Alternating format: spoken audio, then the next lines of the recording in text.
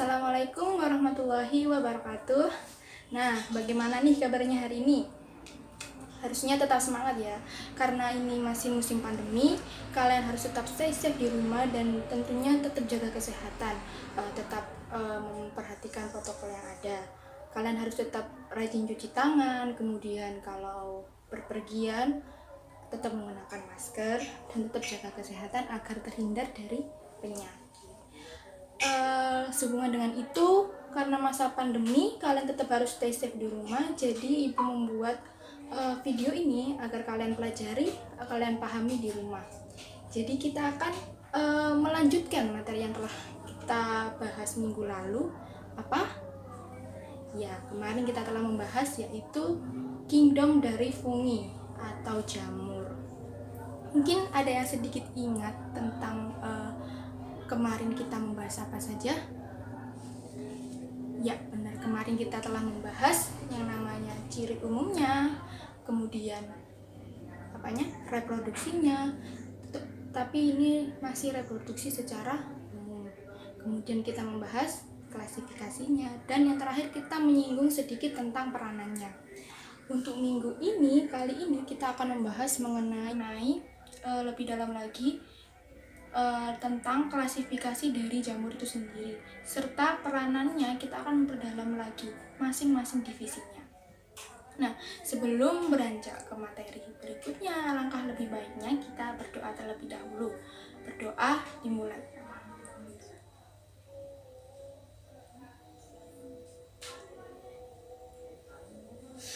Berdoa selesai. Jadi, masih ingatkah materi minggu kemarin bahwa pembagian dari klasifikasi jamur ini dibagi menjadi berapa? Ya, benar. Dibagi menjadi 4 divisi. Dan yang pertama divisinya adalah divisi Zygomicota. Kemudian ada divisi Ascomycota. Dan yang ketiga ada divisi Basidiomycota. Kemudian yang terakhir adalah divisi Deuteromycota. Jadi divisi yang pertama kita bahas adalah dari divisi Zygomicota. Jadi seperti yang minggu lalu dibahas bahwa Zygomicota ini merupakan jamur yang satu-satunya bahwa dia itu memiliki ciri khusus, yaitu hifanya tidak bersekat. Jadi dia itu punya hifa yang tidak bersekat, sedangkan ketiga divisi yang lainnya itu memiliki hifa yang bersekat. Nah, kebanyakan Zygomicota ini berada di darat, di dalam tanah maupun pada tanaman dan hewan yang telah membusuk. Jadi dia itu suka pada kayak kayu-kayu yang telah tumbang beberapa tahun, kemudian dia hidup di situ. Nah, kemudian bagaimana cara reproduksi dari divisi Zygomicota ini? Seperti yang dibahas minggu lalu bahwa reproduksi jamur itu ada 2 macamnya, yaitu aseksual dan juga seksual. Nah, tentu saja kalau yang namanya reproduksi seksual itu pasti menggunakan sporanya. Kita kenal dengan istilah sporangium atau kotak spora. Jadi pada masing-masing divisi itu pasti punya nama kotak spora yang identik dengan nama divisinya. Seperti pada Zygomicota, nama sporanya adalah spora Zygosporangium.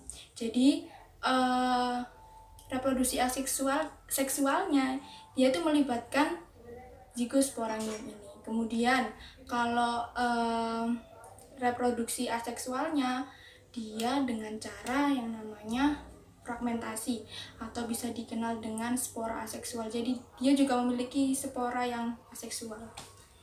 Nah, apa sih contoh dari jamur Zygomicota ini? Jadi contoh yang paling umum, yang paling banyak kita temui adalah contoh kalau kalian lihat tempe. Tahu tempe? Tempe kan di situ ada yang namanya seperti kapas yang berwarna putih. Nah, itu merupakan jamur dari Zygomicota ini. Namanya adalah Rhizopus stolonifera. Nah, dia itu membantu pada proses pembentukan tempe. Kita lanjut ke divisi yang kedua. Oh, belum. Jadi ini adalah gambar contoh-contoh dari jamur Zygomicota itu sendiri. bisa dilihat di sana. Kemudian lanjut ke divisi yang kedua. Divisi yang kedua ini adalah divisi, ya benar, ascomycota. Jadi berdasarkan namanya kita akan tahu bahwa bentuk dari ascomycota ini memiliki struktur yang khusus, ciri khusus. Jadi dari namanya kan ascomycota. Nah, asco diambil dari kata ascus. Ascus itu seperti menyerupai kantung. Jadi kebanyakan contoh dari divisi ascomycota ini menyerupai kantung-kantung seperti itu. Kemudian dia ini kebanyakan hidup sebagai saprofit. Ada yang tahu kemarin saprofit adalah? Ya benar. Jadi saprofit itu merupakan organisme yang mencari makan atau mengambil nutrisi dari organisme yang sudah meninggal atau mati, atau lapuk atau busuk seperti itu. Jadi kebanyakan dari divisi zygomicota ini itu terdiri dari multiseluler dan juga uniseluler. Nah, contoh yang paling sering kita jumpai dari divisi ascomycota yang multiseluler itu adalah jamur Saccharomyces. Nah, itu adalah jamur hamir. Kemudian yang untuk yang uniseluler itu adalah nama jamurnya Penicillium. Kemudian seperti pada jamur-jamur yang lainnya, jamur ini juga memiliki dua reproduksi, yaitu seksual dan juga aseksual. Begitu juga pada multiseluler dan uniselulernya. Kalau zygomicota ini, dia itu kalau yang reproduksi secara aseksual, dia membentuk struktur yang dinamakan konidia. Konidia itu seperti kotak sporanya, seperti yang tadi zygosporidium. Nah, ini namanya tuh konidia. Di dalamnya ada banyak konidia, dan itu nanti kalau jatuh maka akan tumbuh sebagai hifanya. Kemudian untuk reproduksi seksualnya dengan cara apa? Dia dengan cara konjugasi. Jadi seperti ini gambarnya. Nah, dia itu reproduksinya. Jadi kalau secara konjugasi, secara seksual, hifa yang berbeda, hifa positif dan juga hifa negatifnya itu nanti akan bertemu, kemudian akan membentuk yang namanya hifa dikaryotik. Apa itu hifa dikaryotik? Hifa dikaryotik itu adalah hifa yang memiliki yang sudah diploid, jadi punya dua itu. Kemudian dari hifa-hifa dikaryotik ini akan terjadi fusi atau peleburan sehingga dia itu menjadi diploid. Nah, setelah itu akan terjadi proses meiosis sehingga kembali menjadi haploid lagi. Nah, ujung-ujung dari hifa dikaryotik ini akan membentuk sebuah askus. Kemudian askus ini akan berkelumpul yang akan membentuk menjadi sebuah tubuh buah atau yang namanya ascocarp. Seperti itu. Kemudian, nah, ini adalah contoh-contoh dari divisi ascomycotina ini. Berikut gambar-gambarnya seperti itu. Nah, kita tahu ya.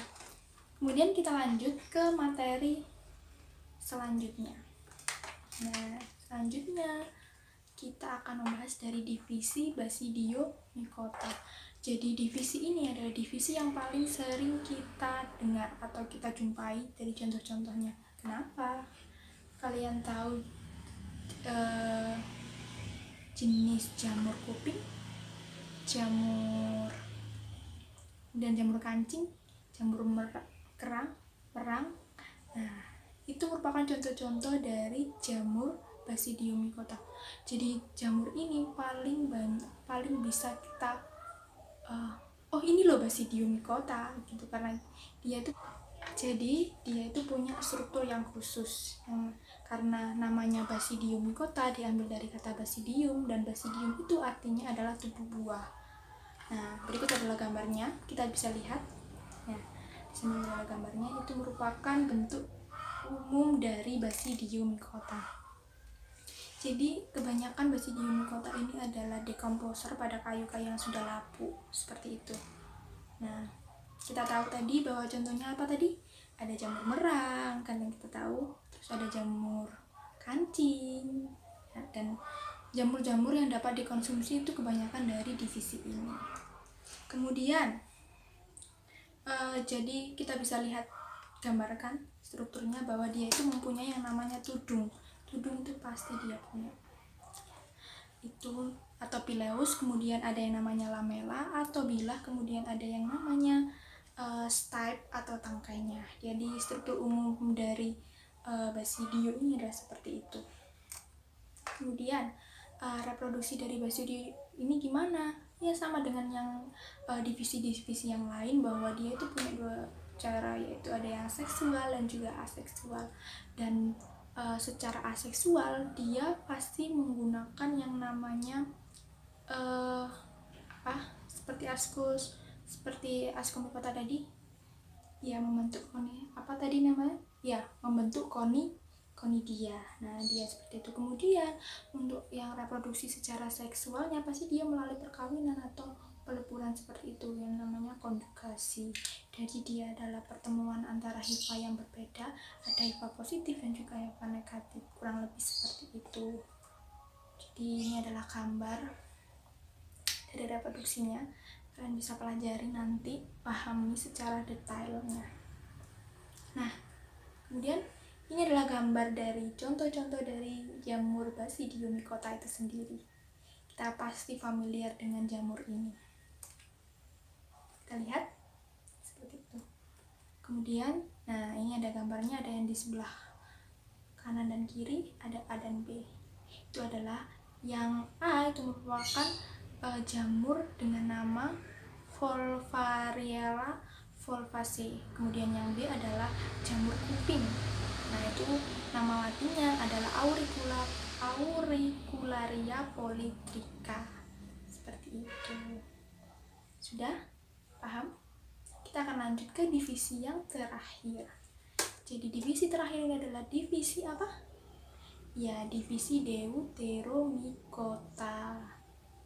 Jadi divisi Deuteromycota ini masih banyak yang belum mengetahui, karena reproduksi generatifnya itu belum banyak diketahui, dan banyak yang bilang bahwa divisi Deuteromycota ini disebut sebagai fungi imperfect atau jamur yang tidak sempurna, dan banyak juga yang mengatakan bahwa divisi ini adalah divisi dari jamur-jamur masa purba. Jadi jamur purba julukannya seperti itu. Jadi tak banyak informasi yang tahu tentang Deuteromycota ini. Nah, apa contohnya? Kita tahu bahwa contohnya seperti ini. Contoh dan peranannya ada Epidermophyton floocosum. Epidermophyton floocosum, kita tahu bahwa itu adalah penyebab kaki gajah penyakit pada kaki atlet. Nah, itu kita pasti pernah mendengarnya. Nah, ini adalah gambarnya dari contoh Deuteromycota ini, dari penyakit ini. Oke, kita akan sudah paham berarti? Oke, kita akan lanjut ke sebab berikutnya, yaitu kita akan membahas mengenai peranan dan manfaat dari jamur atau fungi ini pada masing-masing divisinya.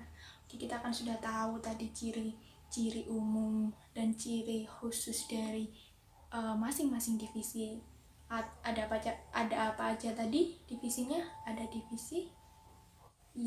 divisi Zygomycota, kemudian ada Ascomycota, ada Basidiomycota, dan juga Deuteromycota. Semoga kalian tidak akan lupa atau tidak ingat dengan keempat divisi ini.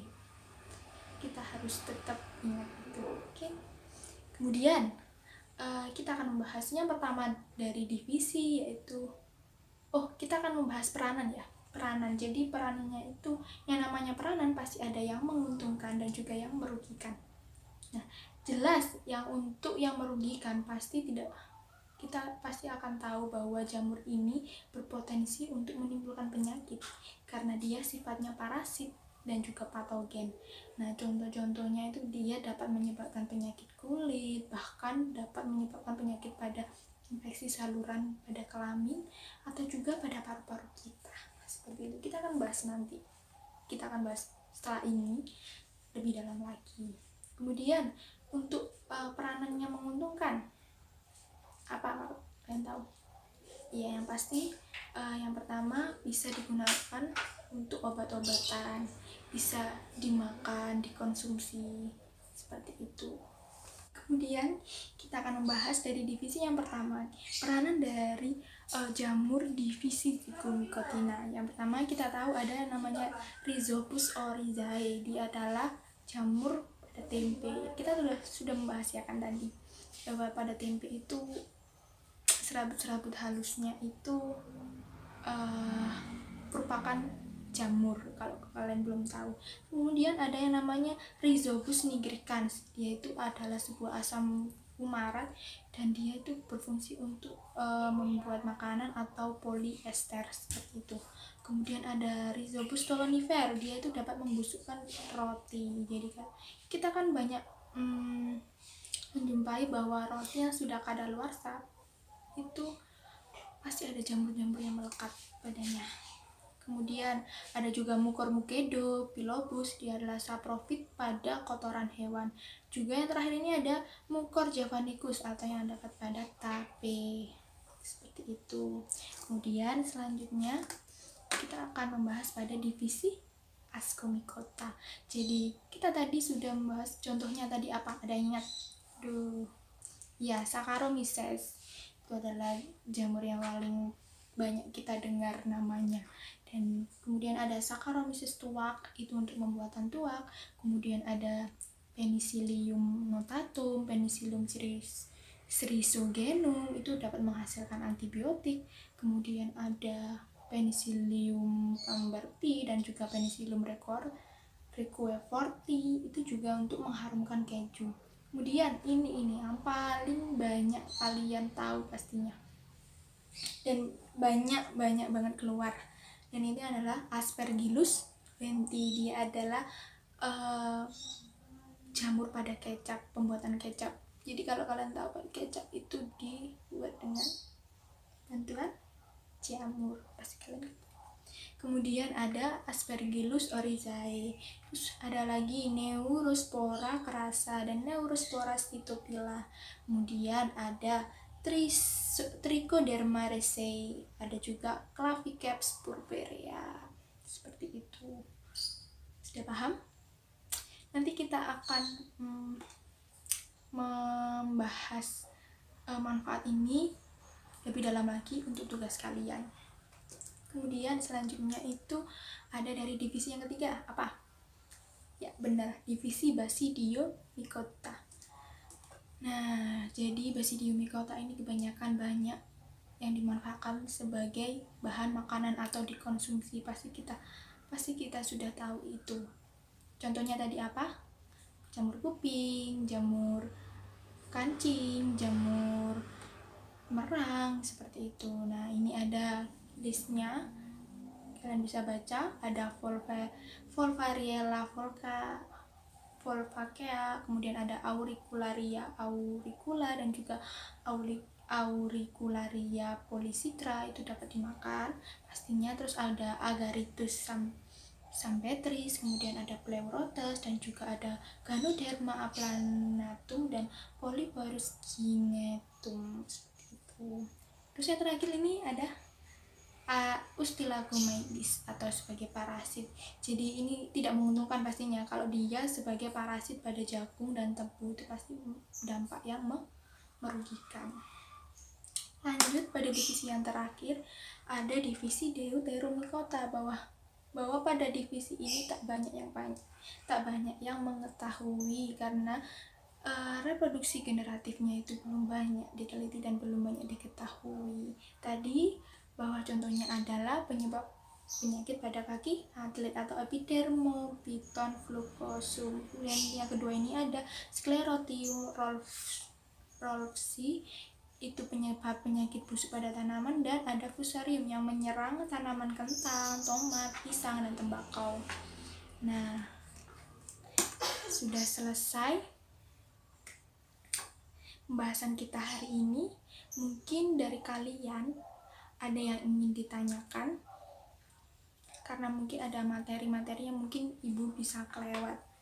Oh ya, jadi di sini tadi kan kita sudah membahas mengenai klasifikasinya, reproduksi masing-masing divisinya, kemudian ada peranan pada masing-masing divisi juga. Nah, ibu mau bahwa minggu depan kalian mengumpulkan sebuah rangkuman dalam bentuk tabel, dalam bentuk Word, dimasukkan di Word, bahwa kalian merangkum bahwa pada divisi ini itu ciri umumnya seperti apa, reproduksinya gimana, terus peranannya apa, baik menguntungkan dan juga merugikannya. Kalian rangkum menjadi sebuah tabel di dalam Word, kemudian minggu depan dikumpulkan. Itu sebagai evaluasi kalian bahwa kalian telah memahami materi ibu kali ini. Seperti itu. Kemudian pada kesempatan kali ini, pembahasan kali ini, kalian bisa tanyakan apa yang belum jelas. Nanti di forum akan dibahas mengenai itu, dan juga yang belum ngerti kalian akan dibahas. Sudah selesai, ada yang ditanyakan seperti itu di forum ya. Kemudian